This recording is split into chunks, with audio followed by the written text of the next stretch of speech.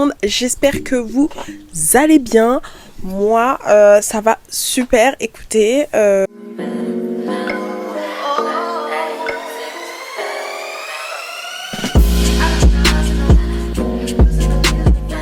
aujourd'hui, on va juste discuter parce que comment vous expliquer le mood dans lequel je suis. J'ai lu Le Secret. Voilà, ça fait bien longtemps que tout le monde lit ce livre. Et moi, j'arrive en 2023 avec mes gros sabots. Et voilà. Et je commence déjà, c'est un livre que je recommande à 100%. C'est un livre de développement personnel.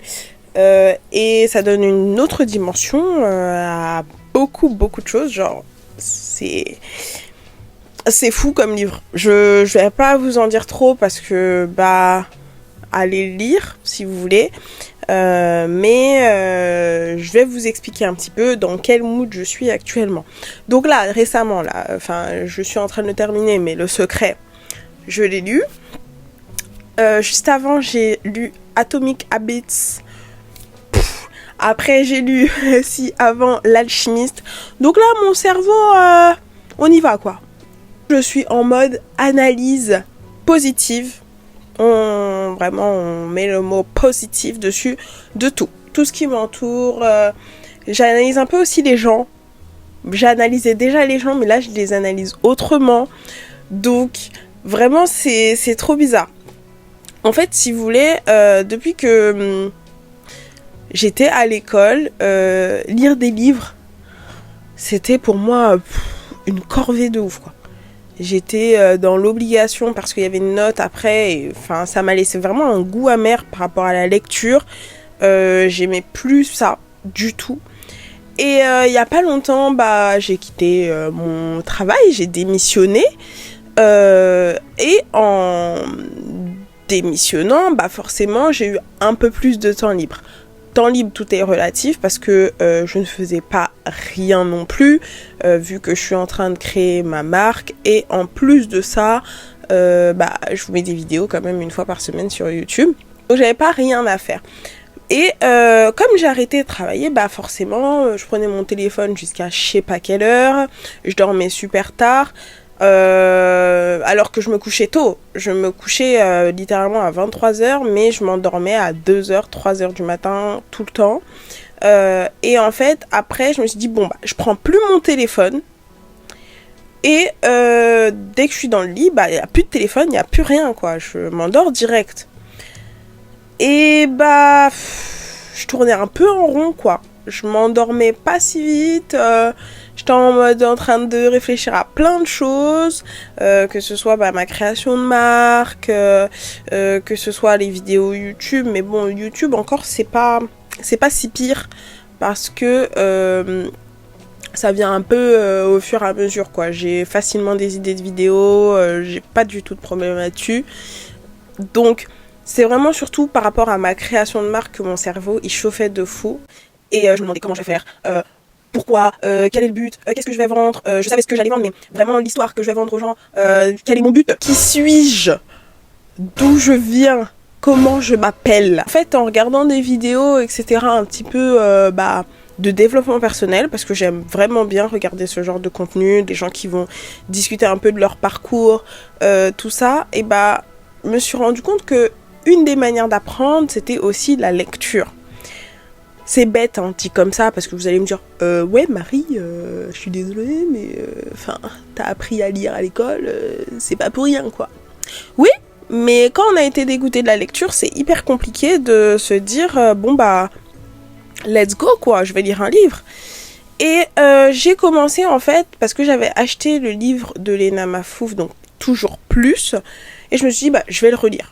Je vais le relire parce que il n'y a pas énormément de lecture dans ce livre. C'est vraiment très interactif comme livre et c'est pas compliqué à comprendre du tout. Ça me prend pas la tête, c'est pas dur. Je me suis dit je vais commencer par là. Donc j'ai pris comme habitude tous les soirs de lire 30 minutes minimum mon livre et sinon un chapitre. Enfin, finalement, je lisais un peu plus qu'un chapitre, 2, 3. J'avançais plutôt bien dans ma lecture et je me suis dit, mais en fait, c'est cool. C'est pas mal. de lire. Je ne savais pas. Vous m'apprenez quelque chose. J'aime bien. Et je me suis dit, il faut absolument qu'après ce livre, j'ai un autre livre avec lequel enchaîner. Sinon, on est reparti dans le néant, etc. Donc, j'avais regardé un live de Océane Hamsler, qui c'est la numéro 1 en ce moment sur YouTube, hein, quand même. On parle pas de petits gens, là. Et donc, j'adore son contenu, etc. Donc, je regardais un de ses lives. Et dans son live, elle disait que les livres qu'il avait plus, genre, secoué et appris de choses, c'était L'Alchimiste, de Paulo Coelho. Et c'était Le Secret. Aucune originalité, vous me direz? Oui, et alors?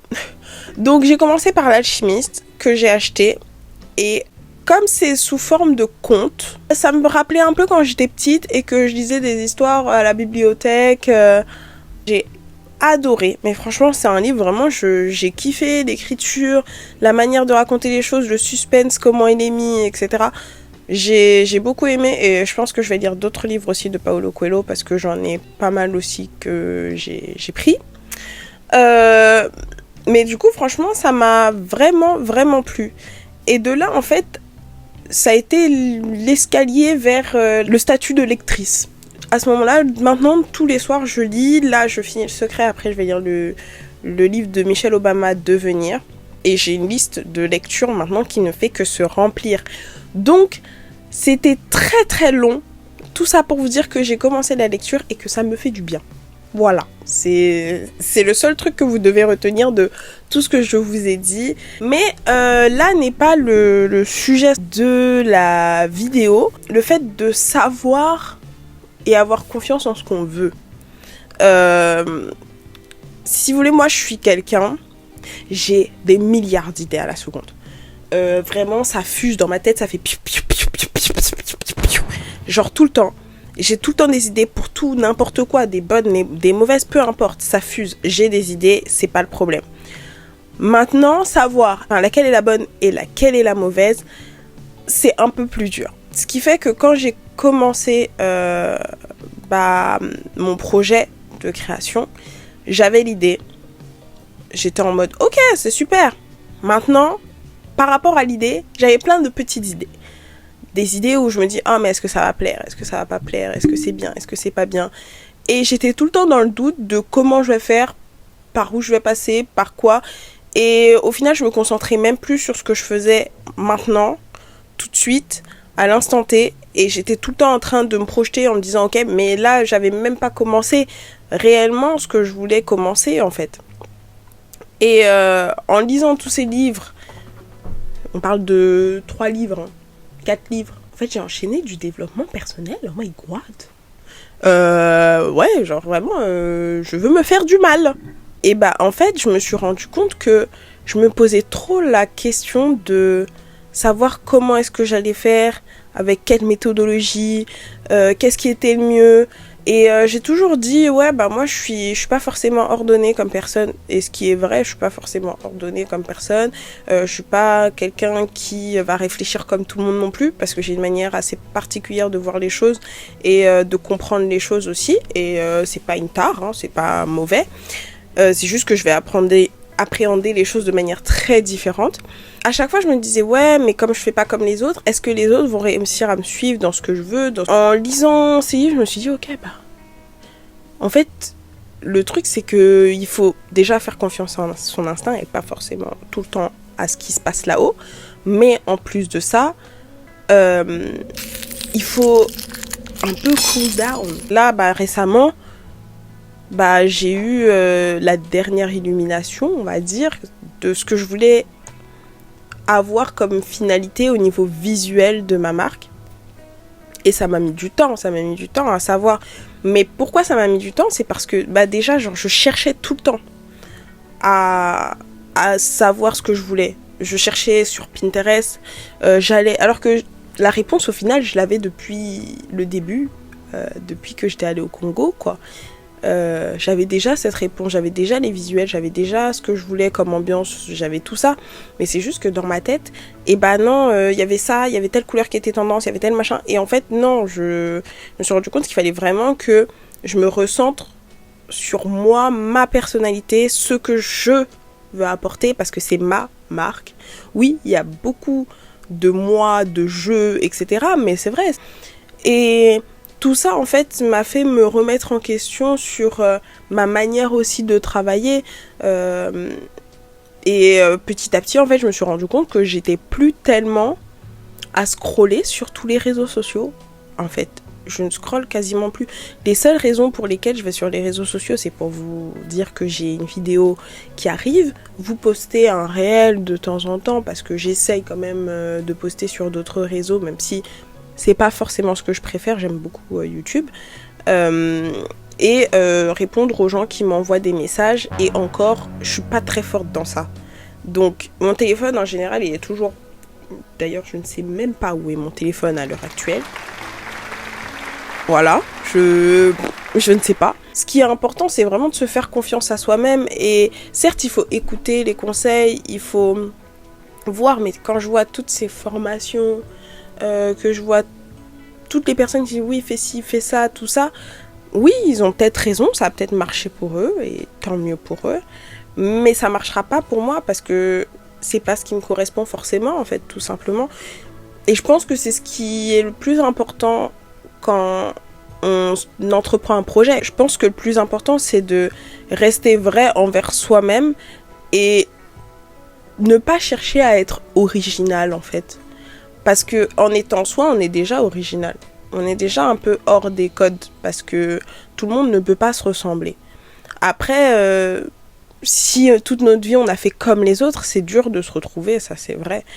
Mais c'est important quand même. Enfin, il n'y a pas de level, en fait. Il n'y a pas de compète.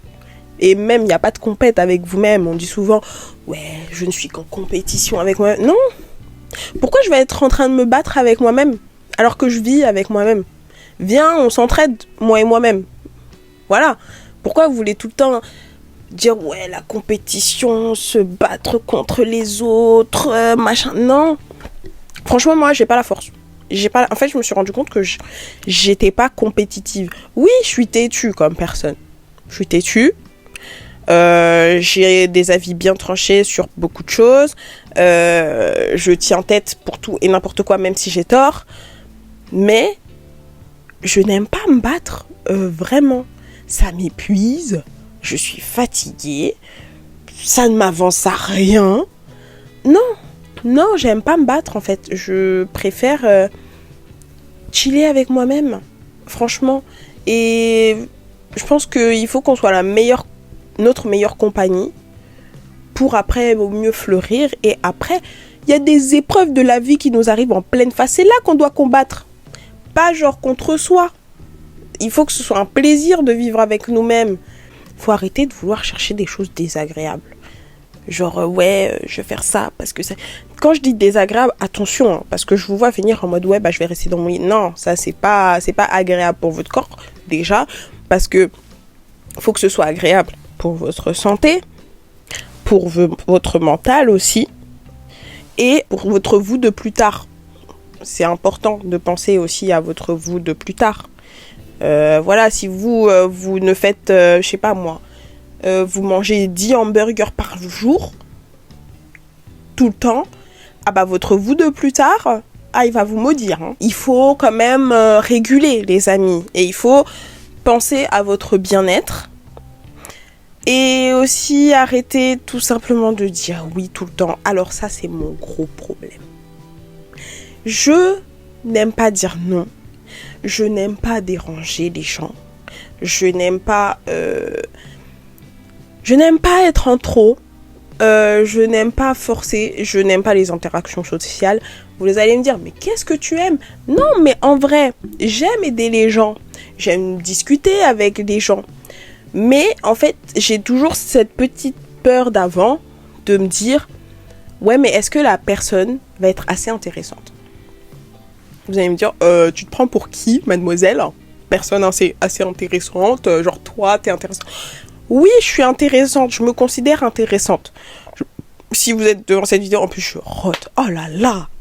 Mais si vous êtes devant cette vidéo et que vous m'écoutez depuis je sais pas combien de temps actuellement, mais là ça fait déjà 23 minutes que je blablabla.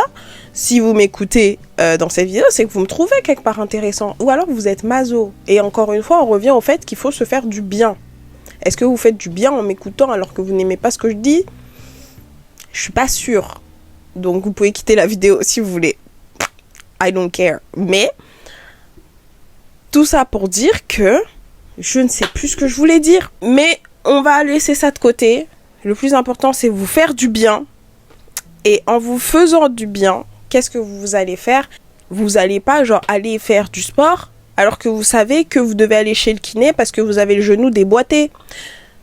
Non, ça ne sert à rien. Encore une fois, vous allez juste encore plus éclater votre genou. Pourtant, le sport, ça fait du bien à l'esprit et au corps. Mais votre genou, allez voir un médecin, c'est important. Oui, d'un moment, tu prends Doctolib, ah, le rendez-vous est pris. Petit rappel, ah, je dois aller chez le médecin. Simple, efficace, je veux dire, les gars, prenez soin de vous. C'est tout ce que je veux, c'est tout ce que je vous souhaite. En priorité, c'est la santé. Je m'éloigne. Je suis partie comme ça. Vraiment, cette vidéo, c'est du freestyle. Hein. Je vous explique. Enfin, toutes mes vidéos, c'est du freestyle. Je ne prépare jamais à l'avance mes vidéos. Mais celle-ci, c'est du plus freestyle parce que je n'ai pas de sujet de base. Et je suis juste en train de vous dire la manière dont je me sens en ce moment, comment ça va, etc. Et puis, voilà, quoi. On échange entre... Je dirais pas encore qu'on est amis, quoi. Genre, on n'est pas potes, on n'est pas amis, on est connaissances. Genre, on apprend à se connaître, on discute, je vous parle un petit peu de mes ressentis, de ma manière de penser. Et voilà, on s'échange des petits trucs comme ça. Peut-être qu'on sera amis, je sais pas, dans quelques temps, quand vous aurez un peu plus appris, j'aurai un peu plus appris de vous, on aura échangé. On aura une affection l'un envers l'autre. Même si je vous aime beaucoup, hein, les gars. Parce que pour que je fasse une vidéo par semaine, c'est que je vous aime bien. Hein. Ah oui, je fais pas ça pour tout le monde. Bah non, je vous souhaite la santé, parce que c'est le plus important. Et après, la réussite, et la réussite, c'est relatif à vous-même et à ce que vous souhaitez. Voilà. Et en parlant de santé, ça fait un moment, puis novembre, en fait, depuis que je suis revenue au Congo, que j'ai repris la salle. Je suis retournée à la salle parce que, en fait, par rapport à mon ancien travail, ce qui s'est passé, c'est que je stressais beaucoup. Mais vraiment beaucoup. De surcroît, je mangeais pas forcément sainement, dans le sens où je me préparais pas à manger. J'adore préparer à manger. Je vous ai fait What I Eat in a Week, si vous voulez voir, allez-y, c'est toujours dispo. Mais j'adore me faire à manger, j'adore cuisiner. Enfin, me faire à manger, non. J'adore faire à manger pour les gens. Parce que ça me fait plaisir, c'est un peu mon langage de l'amour, c'est faire à manger, offrir des cadeaux, des petites attentions, etc. Je donne beaucoup. Et en fait, je mangeais tout le temps dehors, donc je prenais, c'était des salades, des pokés, des sushis, de temps en temps des McDo, mais bon, c'était sans intérêt parce que je trouve que McDo n'a plus le même goût d'antan. Est-ce que je suis vieille? Peut-être. Est-ce que ça me pose un problème? Pas du tout. Voilà, je mange plus forcément de McDo et ça me dérange pas. Je mange des McDo quand je suis avec mes potes. Sinon, non. Mais, du coup, j'avais pris du poids. Du poids de stress, du poids de mauvaise alimentation aussi. Et du poids de je ne fais plus du tout de sport. Et le seul sport que je fais, c'est courir après mon bus pour être à l'heure au travail. Pas ouf. Et donc j'ai arrêté et c'est vrai que tout le monde me l'a dit que j'avais pris du poids. Quand je dis tout le monde, c'est mon entourage parce que à l'époque sur YouTube déjà j'avais pas autant de personnes. D'ailleurs on est bientôt 400 et genre il y a un an j'avais même pas 30 personnes sur ma chaîne YouTube. Merci. Merci beaucoup, genre ça me touche, genre vraiment beaucoup, genre que vous appréciez mon contenu. Je vous fais des bisous. J'ai commencé à faire du sport et j'ai un métabolisme genre je sais pas s'il est rapide ou s'il est lent. Pour moi j'ai un métabolisme qui fonctionne mais qui ne brûle pas forcément vite les graisses.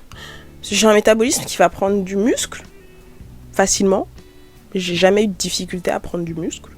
Mais je vais pas forcément brûler les graisses. Et au départ, on me disait tout le temps, ah mais tu continues un peu de grossir, genre il faudrait que tu fasses plutôt ça. Et on me donnait des conseils, on me disait ouais, fais plus de cardio, fais ci, fais ça. Et j'ai essayé de me documenter, d'apprendre des choses. Et je me suis rendu compte que let it be. Genre, j'aime bien aller à la salle de sport pour soulever des poids, parce que je veux être une muscle mommy. Et oui. Mais j'aime bien juste en fait sentir que mon corps il fonctionne. C'est-à-dire que ma digestion elle est bien. J'ai pas de difficulté à me lever, j'ai pas les os qui craquent toutes les 2 secondes, j'ai pas mal dès que je soulève quelque chose, je peux m'étirer aussi sans problème, j'ai pas le dos qui se bloque parce que j'ai eu le dos qui s'est bloqué à un moment. Et en fait, ça me mettait bien. Je me disais, ok, bah je continue à aller à la salle. Et au début, j'y allais un peu en mode, oh bah ouais, il faut y aller, c'est une obligation, etc. Et je pense qu'il y a peut-être 1 mois et demi, 2 mois, où en fait, j'ai vraiment commencé à prendre plaisir à aller à la salle. Parce que déjà, c'est un moment où j'y vais tout le temps avec mon copain. Donc, on a un moment un peu exclusif quand on est à la salle. C'est un peu...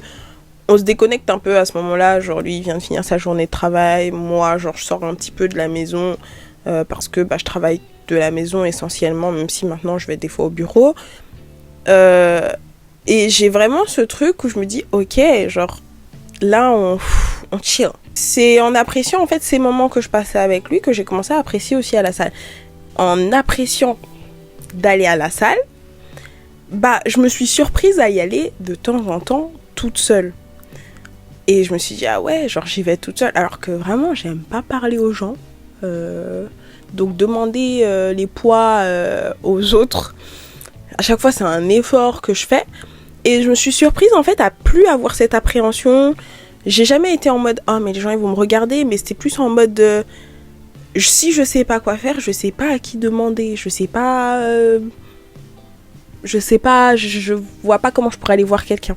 Et en fait, j'ai commencé à aller à la salle toute seule, sans Anto, et ça me faisait quand même plaisir d'y aller. Et là, récemment, j'ai commencé à y aller avec ma soeur et ma maman en plus, et ça me fait toujours autant plaisir d'y aller parce que c'est même pas le moment après, mais en fait, c'est vraiment du calme. C'est vraiment le moment, pendant que je suis à la salle, j'ai l'impression d'être déconnectée.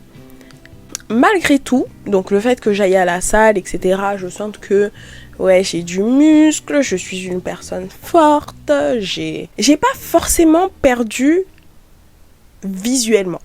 Je pense que j'ai quand même perdu du gras parce que j'ai pas forcément épaissi, j'ai pas forcément dégrossi. Je pense que j'ai juste pris du muscle et le muscle petit à petit remplace le gras, mais pas de manière hyper rapide. Donc des fois, j'ai les muscles hyper congestionnés ou voilà, j'ai un dos qui est plutôt large, etc. J'en sais rien. Je me vois pas de l'extérieur, hein. Je me vois dans le miroir quand je me regarde et je slay. Donc c'est tout ce que je peux dire. Mais c'est vrai que à chaque fois, on pose la question de combien tu veux perdre, qu'est-ce que tu fais pour perdre, et à chaque fois c'est perdre. Mais qui a dit que je voulais forcément perdre? Genre, moi mon objectif, je vous le dis ici les amis de manière claire, c'est qu'on voit mes muscles. Mais pour voir mes muscles, il faut que j'en ai. Donc, je m'entraîne pour avoir des muscles et après je ferai une sèche, mais je me dis pas je veux perdre du poids, je me dis pas, en fait, certes par rapport à si je vous montre une photo ici, je vais peut-être vous mettre la photo, ouais. Je vais vous mettre la photo, franchement, c'est la honte. Mais je vous mets la photo là, ça c'est moi qui étais au lycée. Et au lycée, j'étais, plus que fine, voire maigrichonne. Mais à ce moment-là, j'avais l'impression que j'étais énorme. Genre pour moi, j'avais encore, 10 kilos à perdre, ça allait pas du tout, il fallait que je fasse un régime. No, God, please, no! No! No! No! Je sais pas trop quoi, et nanani et nanana. Aujourd'hui, je pense bien que j'ai 20 kilos de plus par rapport à cette époque. Je pense, je sais pas parce que depuis je me suis pas pesée, je sais pas du tout le poids que je pèse. Et je m'en fous. Mais En fait, aujourd'hui, j'ai pas cette impression que je dois perdre une tonne de kilos et qu'il faut que je fasse un régime et il faut que je me tue à la salle. Non, en fait, je me dis juste, je peux faire des trucs avec mon corps, ça va. Genre, je me sens bien, je digère bien, je suis à l'aise, let it be. Et je suis très contente comme ça. Et c'est vrai qu'à chaque fois que j'ai une conversation à propos de ça, il y a un peu ce truc de ta santé, fais attention. Mais justement, ma santé, c'est pour ça que je ne coupe pas tout. C'est pour ça que je fais pas en mode je veux plus de calories, je compte chaque calorie que je prends. Non, je fais d'avoir le bon équilibre de vie qui me convient. Et j'ai des habitudes peut-être de mes mères. Hein. Des fois, je me couche à 23h, je m'endors à minuit maximum. Je me lève tous les matins à 7h du matin maximum. Je me fais tous les matins mon petit-déj en écoutant des louanges du Seigneur. Je veux dire, j'ai une vie vraiment...